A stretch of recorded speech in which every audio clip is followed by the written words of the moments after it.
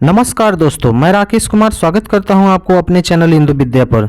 दोस्तों, पिछले बार आप लोगों ने देखा होगा जो बीपीएससी ट्राई 3.0 का जो एग्ज़ाम हुआ था, उसमें मेरे चैनल से बहुत सारे क्वेश्चंस हूबहू आए थे दोस्तों। चाहे वो करेंट अफेयर भी हो या पॉलिटी का क्वेश्चन हो या हिस्ट्री का क्वेश्चन हो, वो बहुत सारे क्वेश्चन हमारे चैनल से आया हुआ था दोस्तों।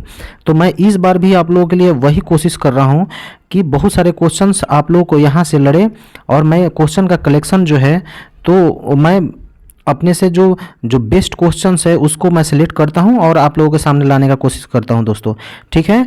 और मैं एक चीज़ बोलना चाहूँगा दोस्तों कि मेरे चैनल पे जो कल वीडियो आने वाला है उसमें बिहार स्पेशल का बहुत सारे इंपॉर्टेंट क्वेश्चंस होने वाले हैं जो आज तक आप लोगों को यूट्यूब पर किसी ने बताया नहीं होगा दोस्तों।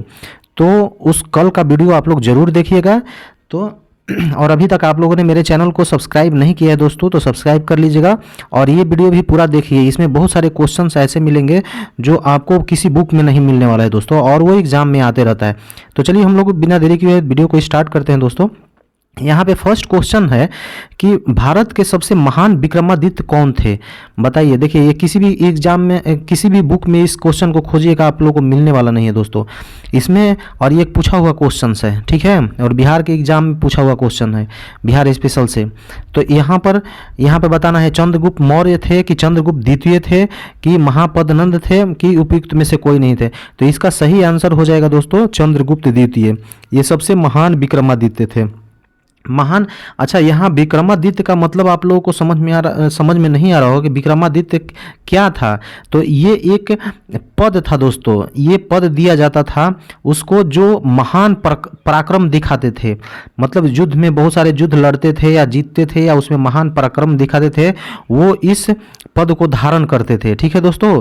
तो यहाँ पे सबसे महान जो थे वो चंद्रगुप्त द्वितीय थे। अगर इसमें पूछ देगा कि अंतिम विक्रमादित्य, ये भी क्वेश्चन पूछा हुआ है कि अंतिम विक्रमादित्य कौन थे, तो इसका सही आंसर हो जाएगा हेमू, या एग्जाम में आपको हेमचंद्र भी दे सकता है। तो हेमू या हेमचंद्र दोनों एक ही नाम है दोस्तों, ठीक है। लेकिन अगर पूछ देगा कि अब तक कुल कितने विक्रमादित्य हुए हैं भारत में, तो वो हो जाएगा 14, ठीक है दोस्तों।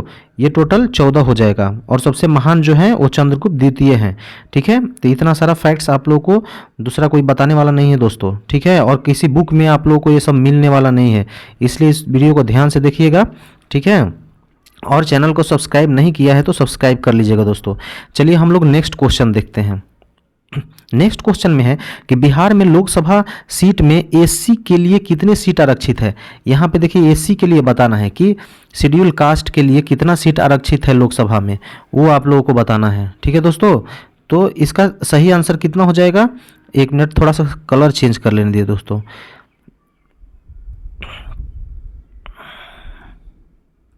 हाँ, इसका सही जो आंसर होगा एससी के लिए कितना सीट रिजर्व है, तो टोटल 6 सीट रिजर्व है बिहार में, ठीक है। ये 6 सीट है जो बिहार में एससी के लिए रिजर्व है। ये आप लोगों को ध्यान रखना है क्योंकि अभी लोकसभा का चुनाव चल रहा है दोस्तों, तो एग्जाम में इससे क्वेश्चन बन सकता है, ठीक है।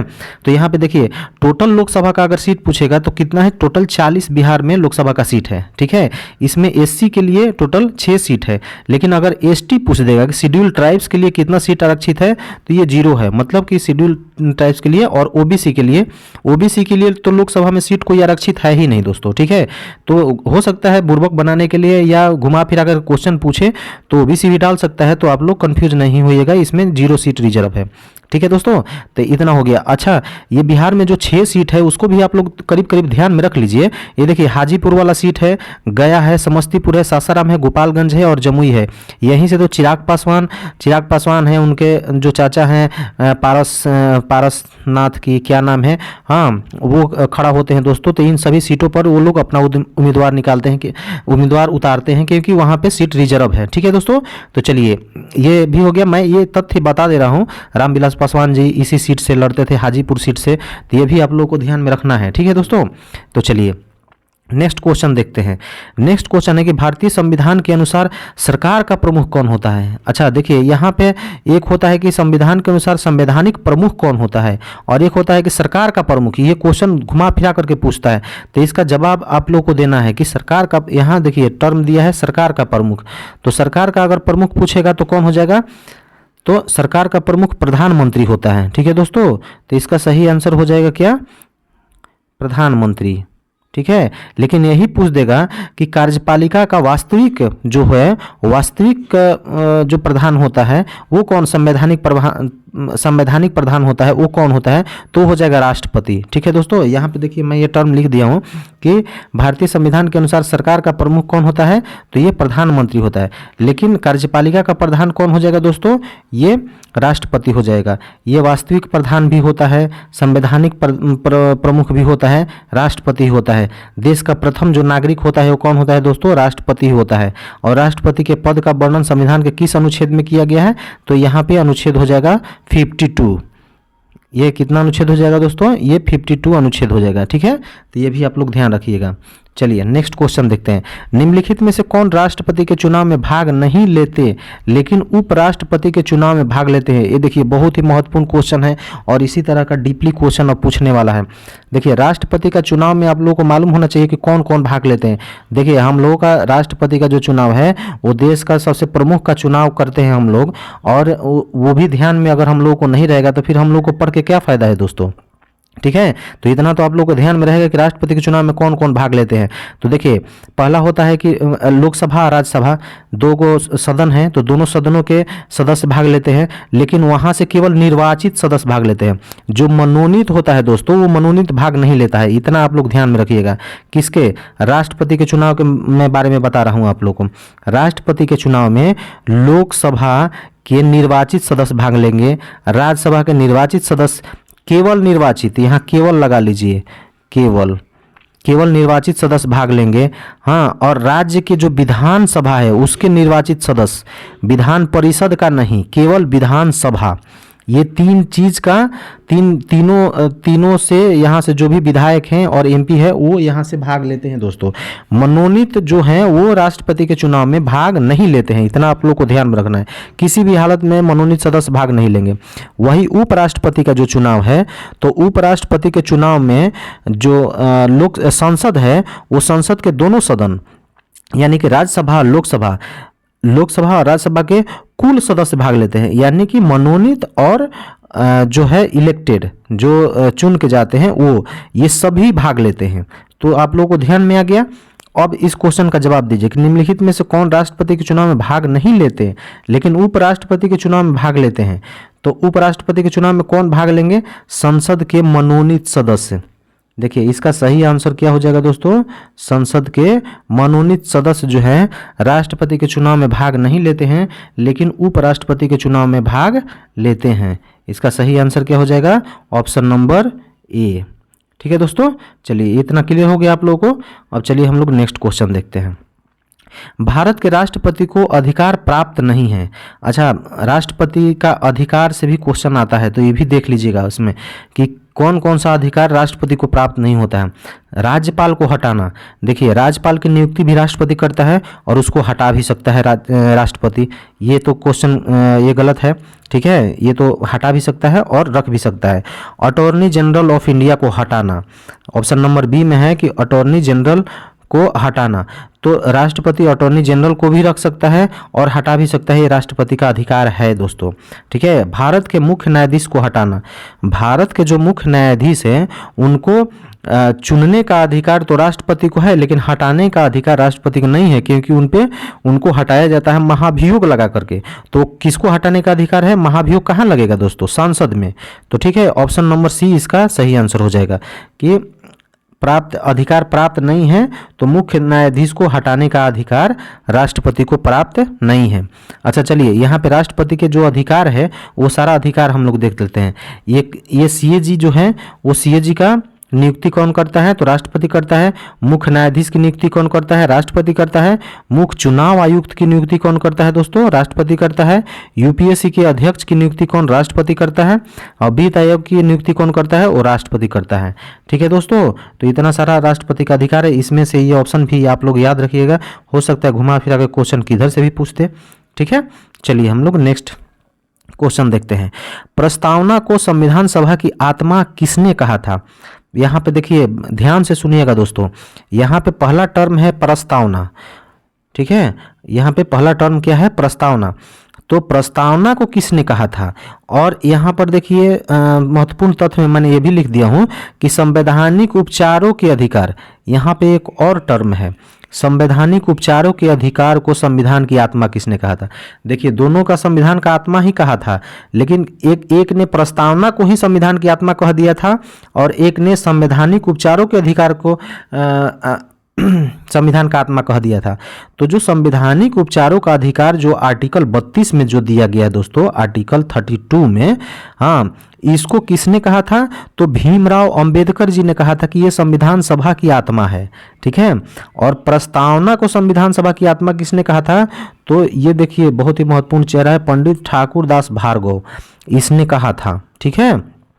ठाकुर पंडित, यहाँ देखिए यहाँ भी मैं लिख दिया हूँ, इसका स्क्रीनशॉट लेते जाइएगा आप लोग। और 42वें संविधान संशोधन 1976 के द्वारा प्रस्तावना में जोड़ा गया, ये भी महत्वपूर्ण है। ये 42वां संविधान संशोधन इतना महत्वपूर्ण है कि मैं आपको बता नहीं सकता दोस्तों। ये इसको अगर आप लोग पॉलिटी पढ़ते हैं, मतलब नागरिकता पढ़ते हैं और संविधान चैप्टर पढ़ते हैं, तो उसमें अगर आप 42वां संविधान संशोधन नहीं पढ़े हैं तो समझ लीजिए कि आप कुछ भी नहीं पढ़े हैं। इसको मिनी संविधान संशोधन कहा जाता है। इसमें इतना संविधान संशोधन किया गया था कि इसको मिनी कॉन्स्टिट्यूशन बोला जाता है। मिनी कॉन्स्टिट्यूशन ये अपने आप में एक छोटा संविधान है दोस्तों, समझ लीजिए। इतना संविधान संशोधन कब किया गया था? ये वही इंदिरा गांधी जी प्रधानमंत्री थी दोस्तों, कहा जाता है कि इमरजेंसी लगाई थी, तो उसी टाइम का ये संविधान संशोधन है 1976 में। और जाकर के 1977 में ये इनका सरकार गिर गया दोस्तों, और 77 में किसका सरकार बन गया? अभी आजकल के जो सरकार हैं बीजेपी, उस समय बीजेपी को जनता पार्टी बोला जाता है, जनता पार्टी का सरकार बन गया था। वही जनता पार्टी का सरकार तो आज बीजेपी के नाम से जाना जाता है दोस्तों, ठीक है। तो 1977 में अगर पूछ सकता है कि किसका गवर्नमेंट था दोस्तों, तो जनता पार्टी का सरकार आया था। तो 44वां संविधान संशोधन हो गया। और एक चीज़ आप लोग ध्यान रखिए, बहुत ही मज़ेदार बात बता रहा हूँ आप लोगों को, ये किसी चैनल पे आप लोगों को नहीं बताया जाएगा, ठीक है। जब 77 में 44वां संविधान संशोधन हुआ दोस्तों, तो जितने भी मतलब इसमें संविधान संशोधन करके मतलब जितने भी संविधान संशोधन किए गए थे, सारा को पलट दिया गया, समझ गए। जब जनता पार्टी की सरकार बनी तो उसको सारा जो यहाँ पे चेंजिंग किया गया था संविधान में, उस सारा चीज़ को फिर से बदल दिया गया, मतलब फिर से वही कर दिया गया, ठीक है दोस्तों। तो ये भी ध्यान रखिएगा आप लोग, ठीक है। और प्रस्तावना को जोड़ा गया, प्रस्तावना में 3 गो शब्द जोड़ा गया था। वो कौन कौन सा शब्द था दोस्तों? समाजवादी, धर्मनिरपेक्ष तथा अखंडता। अच्छा एक चीज़ बताइए आप लोग, समाजवादी का मतलब तो आप लोग समझ रहे होंगे, और धर्मनिरपेक्ष का मतलब भी समझ रहे होंगे, और अखंडता का मतलब भी आप लोग समझ रहे होंगे दोस्तों। तो इतना जान लीजिए कि जब हमारा संविधान बन रहा था दोस्तों, अपना संविधान बन रहा था जब, तो उस समय समाजवादी या धर्मनिरपेक्ष तथा अखंडता शब्द प्रस्तावना में नहीं जोड़ा गया था। ये 42वां संविधान संशोधन के तहत जोड़ा गया।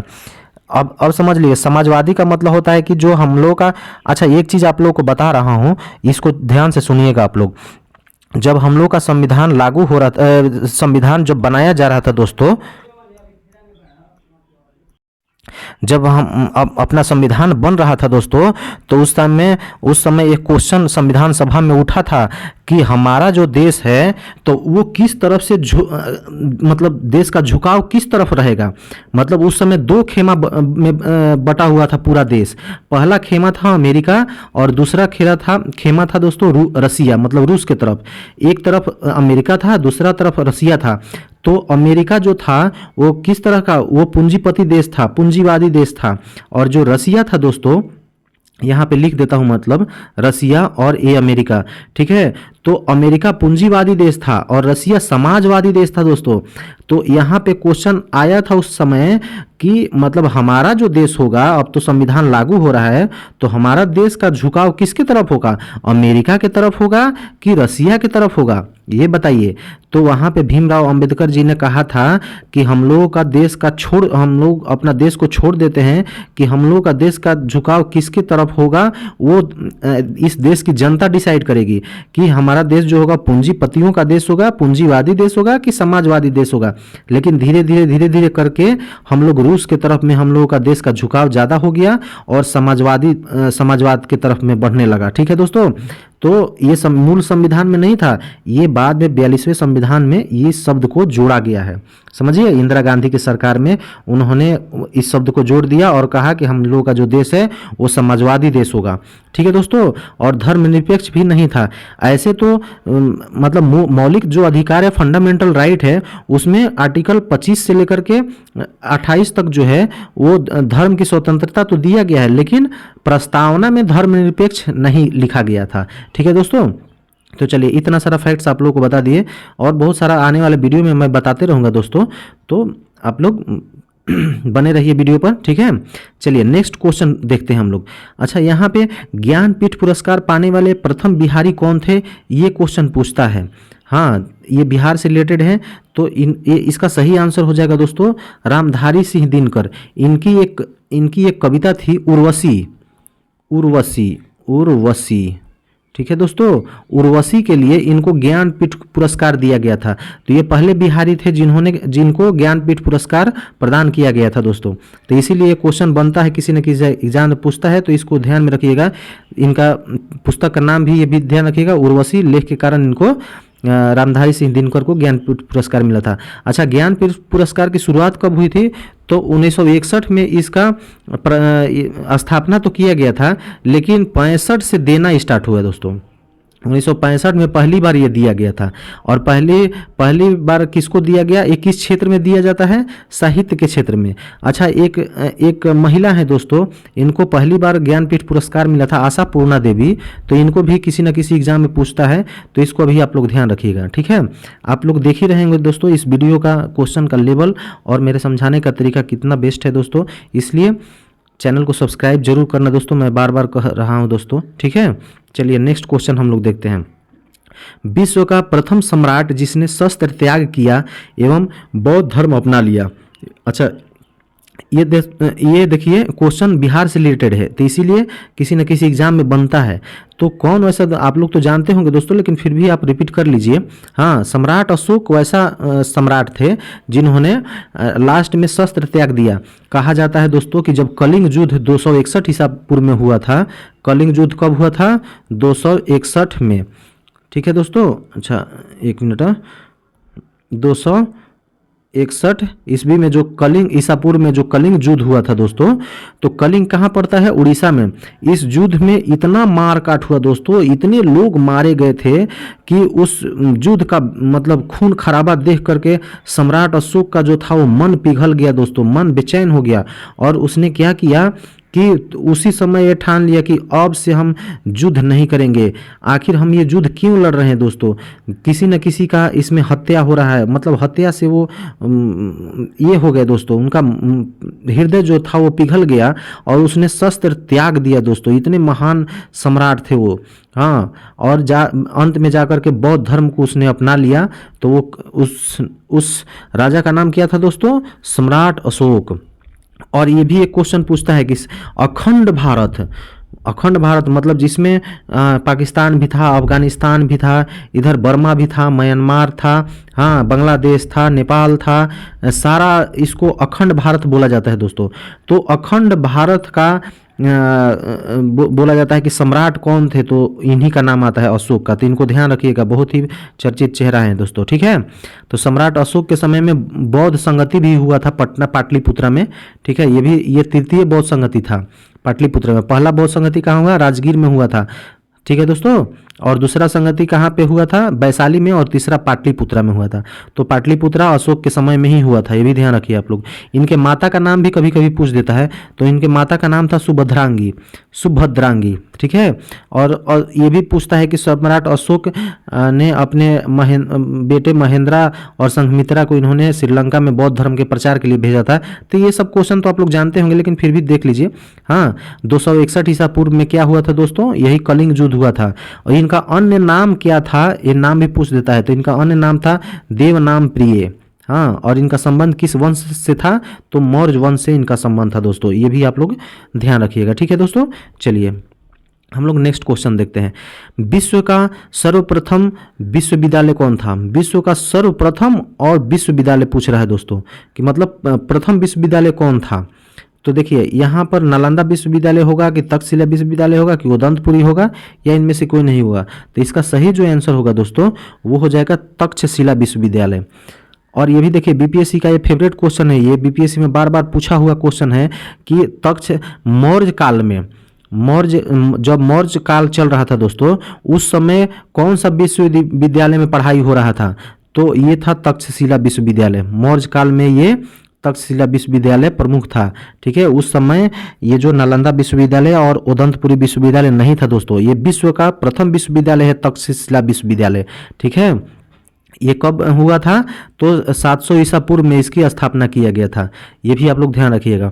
अगर विश्व का नालंदा विश्वविद्यालय जो था वो आवासीय विश्वविद्यालय के रूप में प्रथम जाना जाता है। अगर ये क्वेश्चन पूछ देगा कि विश्व का प्रथम आवासीय विश्वविद्यालय कौन होगा, तो वहाँ पे तक्षशिला आप लोग न लगा करके इसका नालंदा विश्वविद्यालय को टिक मारिएगा। ठीक है दोस्तों, क्योंकि जो तक्षशिला विश्वविद्यालय था उसमें आवासीय नहीं था, उसमें लड़के ठहरते नहीं थे, आते थे पढ़ के चले जाते थे।